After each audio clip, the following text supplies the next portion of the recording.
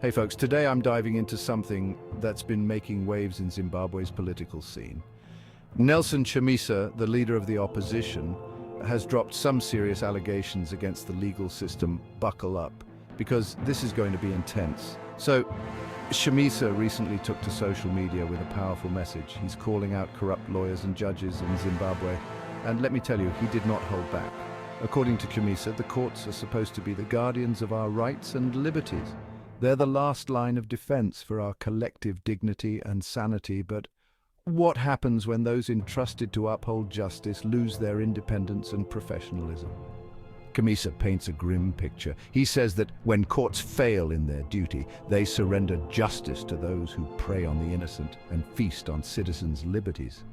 That's a pretty stark image, right? One of the fundamental rights Chamisa highlights is the right to bail. He argues that this right should never be compromised, negated, or undermined, and he's absolutely right. If the courts start playing fast and loose with bail rights, it's a slippery slope to a justice system where the powerful can manipulate the system to their advantage. Now, this isn't just empty rhetoric. Chamisa is promising to fix this broken system. He's calling it a new dawn, a fresh start for everyone. It's a bold vision. But can he pull it off? That's the million-dollar question. Chamisa's message has struck a chord with many Zimbabweans who are tired of the corruption and the erosion of their fundamental rights. People want change, and they're rallying behind his call for a reformed legal system. But let's be real for a second. Reforming a corrupt legal system is no small feat.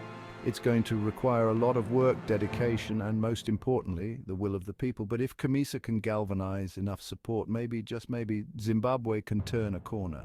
So where does this leave us? It leaves us watching closely as Chamisa takes on this monumental challenge. It leaves us hoping that his promise of a new dawn isn't just political theater, but a genuine push for change. Only time will tell if these bold words translate into meaningful action. Stay tuned, folks, because this story is far from over.